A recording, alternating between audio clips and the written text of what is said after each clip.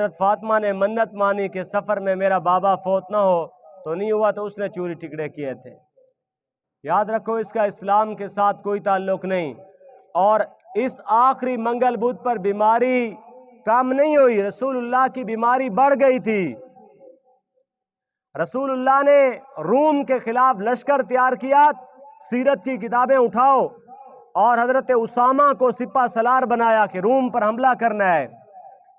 اور اس وقت آپ صلی اللہ علیہ وسلم بیمار ہو گئے، اور آپ صلی اللہ علیہ وسلم کی بیماری بڑھ گئی تھی آخری منگل بدھ پر، اور وہ لشکر بھی نہیں جا سکا۔ پھر نبی علیہ السلام کی وفات ہو گئی 14 دن بعد، اور اس کے بعد پھر حضرت عمر نے فرمایا روک لے اس لشکر کو، اب حالات خراب ہو گئے ہیں۔ تو صدیق اکبر نے فرمایا جس لشکر کو میرا نبی تیار کر چکا تھا میں نہیں روک سکتا، یہ اب جائے گا۔ تو وہ لشکر بھی رک گیا تھا، اور آپ صلی اللہ علیہ وسلم کی بیماری بڑھ گئی تھی، تو یہودیوں نے اور عیسائیوں نے خوشی میں مٹھائیاں تقسیم کی تھیں۔ یہ کسی مسلمان نے چوری ٹکڑے نہیں کیے، یہودیوں اور عیسائیوں نے خوشی میں مٹھائیاں اور چوریاں بنائی تھیں کہ اس دن اللہ کا رسول مسلمانوں کا نبی بیمار ہوا تھا، اور اس کی بیماری بڑھ گئی تھی، اور اسی بیماری میں آپ صلی اللہ علیہ وسلم دنیا سے چلے گئے۔ اور جو ہمارے خلاف لشکر تیار کر کے گئے تھے وہ لشکر بھی رہ گیا تھا، نہیں بیچ سکا۔ تو یہودیوں اور عیسائیوں نے خوشی میں چوریاں بنائی تھیں۔ آپ اٹھائیں کتابیں نام سیرت کی کتابیں، آپ صلی اللہ علیہ وسلم منگل کا دن تھا، اور یہ سفر کے آخری 2 دن تھے، منگل اور بدھ۔ اس کے بعد ربیع الاول شروع ہو گیا تھا۔ آپ صلی اللہ علیہ وسلم جنت البقیع سے گئے، اور جنت البقیع سے واپس آئے، قبرستان میں گئے، ان کے لیے دعا کی، اور واپس آئے، اور آپ نے فرمایا عائشہ میرے سر میں بہت زیادہ درد ہے، میرے سر میں درد ہے۔ تو حضرت عائشہ فرمانے لگی یا رسول اللہ میرے بھی سر میں درد ہے، اور پھر وہ درد بڑھ گیا۔ پھر بدھ والا دن ہویا تو 2 دن منگل اور بدھ یہ سفر کے، اور 12 دن ربیع الاول کے، یہ 14 دن اللہ کے رسول بیمار رہے، اور 12 ربیع الاول کے دن کو صبح 8 بجے کے ٹائم چاشت کے ٹائم وہ اس دار فانیت سے اللہ رب العزت کی طرف چلے گئے۔ تو یہ دن مسلمانوں کے لیے چوریاں بنانے کیا ہے کہ مسلمان خوشیاں منا رہے ہیں۔ یہودیوں اور عیسائیوں نے مٹھائیاں تقسیم کی تھیں۔ باقی ان چیزوں کی توہمات کا اسلام میں ہے کہ لا سفرہ، سفر میں کوئی نحوست نہیں۔ آج بھی ہم کہتے ہیں رات کو اگر چبری کہیں الو بولنے لگ جائے نا، کہتے ہیں نحوست آ رہی ہے، یا وہ کتا جو ایک خاص قسم کی آوازیں نکالتا ہے تو کہتے ہیں یہ مصیبتیں دیکھ رہا ہے اور بلائیں آ رہی ہیں۔ یہ مسلمان کا عقیدہ ہوتا ہے یار، ان چیزوں سے ڈرتا ہے۔ صبح صبح باہر نکلا نا اور بلی مل گئی گلی میں تو کہتا ہے کہ آج دن برا گزرے گا یار، ہاں آج دن برا گزرے گا کیونکہ بلی کو دیکھ لیا ہے۔ یہ مسلمانوں کے عقائد ہیں، بلیوں کے ملنے سے ڈرتا ہے۔ صبح صبح دکاندار ادھار نہیں دیتے، کیوں بھائی؟ اگر صبح صبح ادھار دے دیا نا، پہلے گاہک کو ہی کسٹمر کو ادھار دے دیا تو سارا دن ادھار چلے گا۔ عجیب شیطان نے دماغ بنایا ہے۔ حالانکہ صبح صبح کوئی غریب گیا ہے اس کو ادھار دے، اس کے ساتھ بھلا کر، اس کے پاس پیسے نہیں تو اللہ آپ کا دن اچھا کرے گا۔ حدیث میں آتا ہے جب کسی قرض دینے والے کے ساتھ تم نرمی کرتے ہو تو قیامت کے دن اللہ تمہارے ساتھ نرمی والا معاملہ کرے گا۔ تو صبح صبح تو ادھار دینا چاہیے اس غریب کو تاکہ اللہ کی رحمت آئے آپ پر۔ کہتے ہیں ادھار نہیں دے سارا دن ادھار چلے گا۔ یہ عجیب منطق ہے۔ اور 20 لاکھ کا گھر بنائے گا مسلمان اور اس کے ایک کونے پہ کٹوی رکھ دے گا، کیوں بھائی؟ بے نظر نہ لگے۔ اللہ فارغ ہو گیا ہے، کٹوی نظر سے بچا رہی ہے۔ تیرے مسلمان ہونے پر بھی افسوس ہے یار۔ مسلمان اللہ کے سوا کسی سے نہیں ڈرتا۔ یہ ہندوؤں والے خیالات، مشرکین کافروں والے خیالات، اس کی اسلام میں کوئی اجازت نہیں۔ اللہ نقصان دینا چاہے پوری کائنات آپ کی محافظ بن جائے، نہیں بچا سکتے آپ کو۔ اللہ آپ کی حفاظت کرنا چاہے پوری کائنات آپ کو نقصان دینے پہ آ جائے، پوری کائنات اللہ کی قسم آپ کا ایک بال بھی ٹیڑھا نہیں کر سکتی۔ اور اس نے کٹوی لگائی ہوئی ہے کہ یہ مجھے نظر سے بچائے گی میری بلڈنگ کو۔ اور گاڑی لی 20 لاکھ کی اور نیچے کالی تھگڑی باندھ دی۔ یا نیچے چپل باندھ دیا کیا بھئی یہ نظر سے بچائے گا. افسوس ہندوؤں والی رسم اصل میں ہمارے بزرگ رہے ہیں ہندوؤں کے ساتھ. یہ پہلے ہندوستان تھا 70 سال پہلے، اور جتنی ہندوؤں کی عادتیں تھیں نا ان کے ساتھ رہنے کی وجہ سے ہمارے اندر آ گئی ہیں.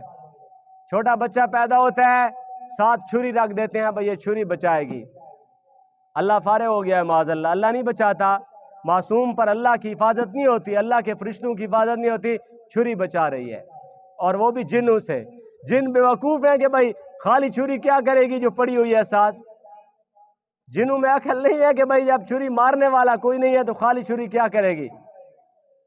یہ کہاں سے ہے؟ اور ابھی تو شکر ہے ختم ہو گیا ہے.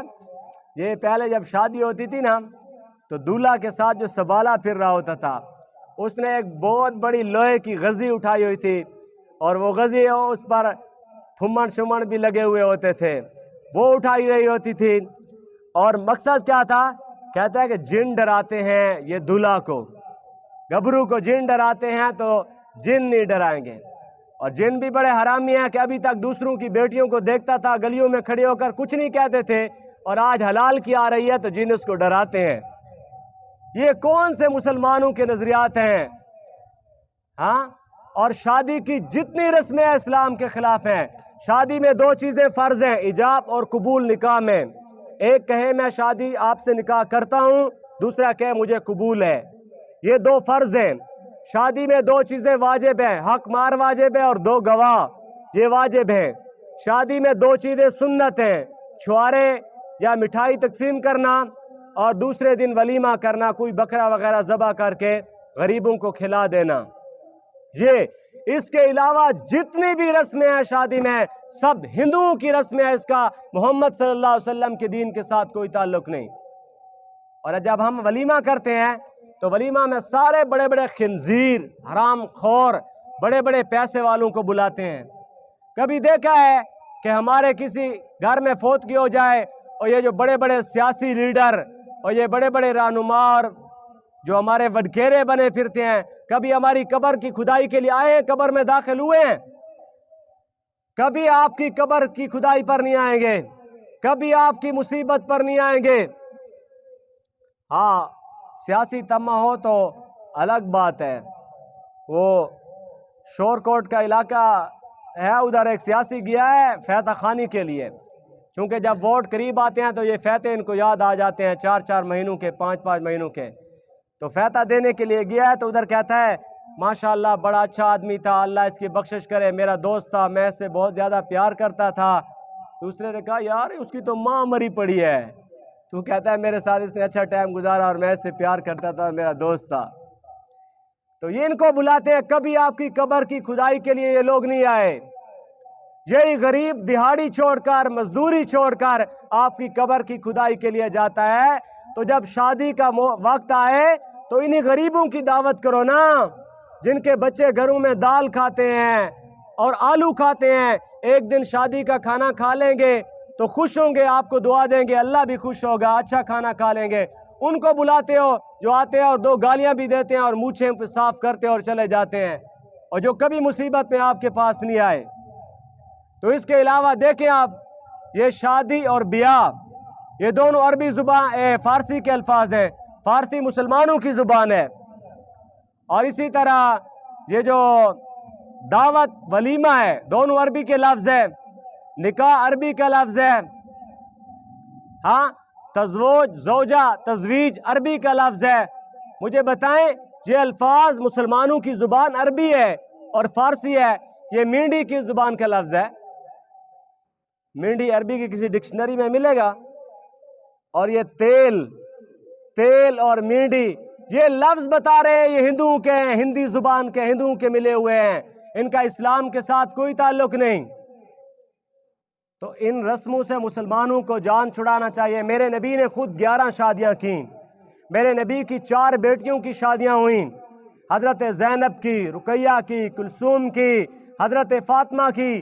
پڑھے نا سیرت کی کتابیں، میرے نبی نے اپنی بیٹیوں کی شادیاں کس طرح کی ہے، صحابہ نے اپنے بچوں کی شادیاں کس طرح کی ہے.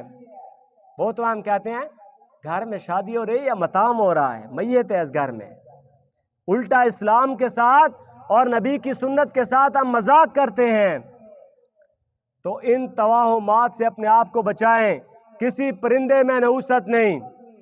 کوا آ کر بیٹھتا ہے، کائیں کائیں کرتا ہے، کہتا ہے آج کوئی مہمان آ رہا ہے، کوے کو پتہ چل گیا اور اس کو پتہ نہیں چلا۔ یہ جو مسلمان ہے، اور اللہ نے سب سے زیادہ علم بھی انسان کو دیا ہے مخلوق میں، اور کبھی کہتا ہے کتا آواز نکالے تو مصیبت آ رہی ہے، کبھی الو بول دے تو مصیبت آ رہی ہے، کبھی کٹیاں لگائی ہوئی ہیں گھروں پر، کبھی گاڑیوں کے نیچے کالی تھگڑیاں اور چپل باندھے ہوئے ہیں۔ یہ مسلمانوں کا طریقہ نہیں۔ مسلمان کا نظریہ ہے نفع اور نقصان کا مالک اللہ ہے۔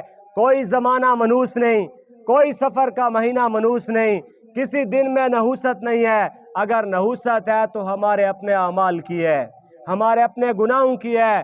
مسلمان کا یہ نظریہ ہونا چاہیے کہ نفع اور نقصان کا مالک اللہ ہے، عزت اور ذلت کا مالک اللہ ہے۔ قرآن کریم میں ہے فعال لما یرید، کر گزرتا ہے جس کا ارادہ کرتا ہے۔ اذا اراد شیئا ان یقول له کن فیکون، جب کسی کام کے کرنے کا ارادہ کرتا ہے میرا اللہ، کسی کو نقصان دینا چاہے، کسی کا بھلا کرنا چاہے تو کہتا ہے ہو جا، پس وہ کام ہو جاتا ہے۔ کبھی قرآن کہتا ہے، اللہ تعالیٰ نے فرمایا یفعل ما یرید، جو چاہتا ہے وہ کر گزرتا ہے۔ کبھی قرآن کریم میں اللہ نے فرمایا للہ ملک السماوات والارض، زمین آسمان کی بادشاہی صرف اللہ کے پاس ہے۔ کبھی قرآن کہتا ہے ربک یخلق ما یشاء ویختار، جو چاہتا ہے پیدا کرتا ہے، ویختار، ہر چیز کا فل اختیار رکھتا ہے۔ ما کان لہم الخیر، اس کے علاوہ کسی کے پاس کچھ اختیار نہیں، کوئی نفع نہیں دے سکتا، کوئی نقصان نہیں دے سکتا۔ ما شاء اللہ کان وما لم یشاء لم یکن، جو اللہ چاہتا ہے وہ ہوتا ہے، اور جو اللہ نہ چاہے وہ نہیں ہو سکتا۔ تو یہ مسلمان کا نظریہ ہونا چاہیے۔ نہ کسی وقت سے ڈرنا چاہیے، نہ کسی مہینے سے ڈرنا چاہیے، نہ کسی کی نظر سے ڈرنا چاہیے، نہ کسی کی بروپیوں کے ان شعبدہ بازیوں سے ڈرنا چاہیے۔ سب کچھ اللہ کے ہاتھ میں ہے، اللہ کو راضی رکھنا چاہیے۔ آپ کا کوئی بال بھی ٹیڑھا نہیں کر سکے گا۔ اللہ تعالی ہمیں اس پر عمل کرنے کی توفیق نصیب فرمائے۔ آخر دعوانا